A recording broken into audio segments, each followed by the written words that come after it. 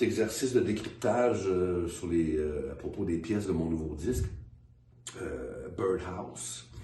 On va commencer avec la première pièce du disque qui s'appelle Fripp. Moi, dans ma carrière de musicien pigiste professionnel, je suis au service des personnes que j'accompagne. Je me fais toujours un point d'honneur de trouver la meilleure chose pour le matériel sur lequel je me produis. Je fais attention de toujours garder une place pour m'exprimer moi, mais dans le respect du contexte donné. Quand je fais mes affaires, c'est vraiment le territoire du rêve et du fantasme. Puis je me dis qu'il n'y a rien que j'ai pas le droit de faire. Fait que souvent, ça passe par... je laisse mes influences prendre plus de place peut-être que d'autres fois, dans d'autres circonstances. Alors la pièce Fripp, comme son nom l'indique, il y a un gros coup de chapeau à Robert Fripp que j'aime d'amour, que j'ai toujours et beaucoup respecté son travail. Et aussi sur l'intro de la pièce qu'on va entendre éventuellement, ça commence très pastoral, très paisible, avec des phrases longues qui sont répétées par un écho, mais sur comme plusieurs secondes après, pas un écho court comme d'habitude, mais quasiment un tape loop, là, genre 2-3 secondes après, à l'image du traitement sonore sur Atom Heart Mother, la pièce Alan's Psychedelic Breakfast, où on entend un stoner déjeuner, dans le fond. Puis les pièces sont faites souvent que c'est des répétitions sur 4 mesures. Le piano, il joue une phrase. Puis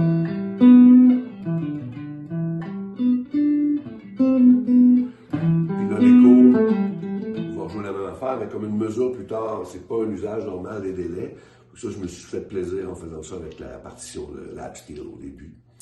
Puis qui se termine avec une cymbale à l'envers, qui est aussi très, très, très Pink Floydienne, qui introduit les cellules rythmiques de la chanson qui met longtemps.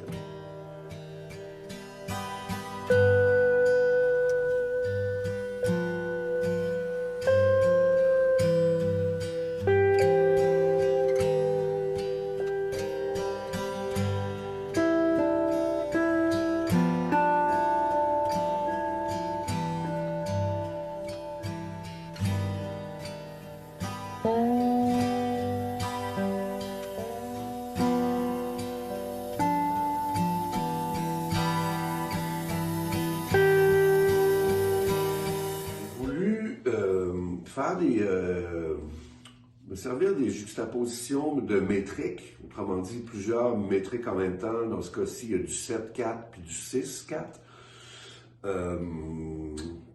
avec des cellules identiques mais avec des temps tronçonnés. Fait que, tu sais, mettons la cellule en 7,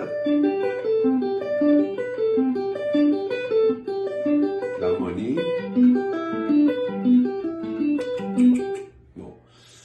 En dessous de ça, à partir, le cycle dure 6 mesures de 7, pour juxtaposer 7 mesures en 6, autrement dit, pendant qu'il y a 6 mesures de 7-4, il y a 7 mesures de 6. Fait qu'à un moment donné, ça désynchronise, voire les horloges changent en ligne. Ça crée un effet hypnotique, un peu, c'est comme la même affaire avec le temps de moins. Et ça, juxtaposé, c'est l'épine dorsale du morceau. Ça fait qu'il y a des cycles en 6 mesures, avec le 6-4 en dessous.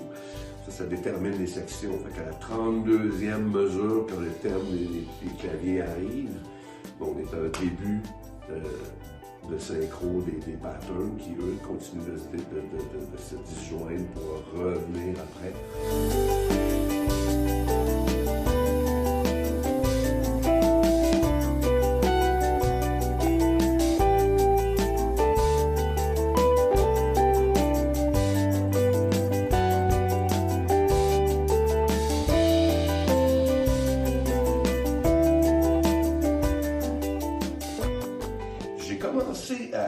Pour la section de solo, j'ai fait un lap steel qui est un peu le personnage qu'on voit au début de la pièce, dans l'intro.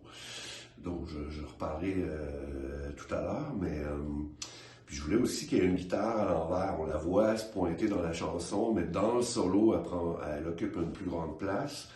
Puis souvent, ce qu'on fait, l'époque moderne d'aujourd'hui avec les Pro Tools, les ordinateurs, tout ça, quand on veut quelque chose à l'envers, on l'enregistre normal, puis on fait juste, on vire la wave de bord, tu sais. C'est toujours des résultats, mais je suis tout le temps un peu comme, ouais. Puis là, je réfléchissais, puis à l'époque des années 60, là, quand ils faisaient ça, là, ils ne pouvaient pas virer la wave de bord, il fallait qu'ils virent le tape de bord. Ce qui fait que quand ils jouaient sur toute la musique, ils entendaient toute la musique à l'envers pour jouer. Je me dis, hey, c'est ça que je vais faire. Puis je me suis rendu compte, c'était vraiment d'un autre univers. Tu ne joues pas normalement sur la toune normale, tu joues des phrasés plus bizarres parce que ce que tu reçois comme playback pour jouer dessus est tout à l'envers. C'est complètement, en plus du 7 contre 6. Puis après ça, quand j'ai ramené le truc, j'étais comme, c'est pour ça que je me suis dit, ok, ouais, les super solo d'Hendrix, je compare pas, là, mais je fais comme, ok, ouais, je comprends que les phrases faisaient plus de sens parce que lui jouait sur le matériau à l'envers au complet. Alors, ça a été une expérience quand même assez concluante, je pense.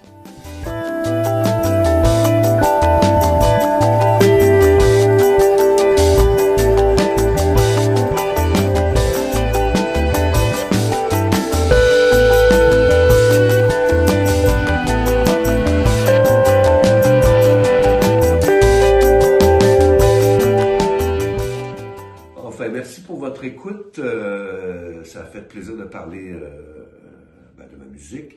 Le luxe qu'on a aussi, c'est d'accepter les imperfections, de les accueillir. Pour moi, c'est comme des graines de beauté dans un visage. Fait que l'album n'est pas parfait, il n'y a pas la prétention de l'être non plus, mais c'est un plaisir de faire des petits breakdowns, un petit décryptage comme ça. Je me dis qu'il y a sûrement plus que... Je ne dois pas être le seul geek en ville. Puis, geek, confrères, consoeurs, geekettes, je vous salue. Je vous remercie pour votre temps. Puis, il y en aura d'autres. À bientôt.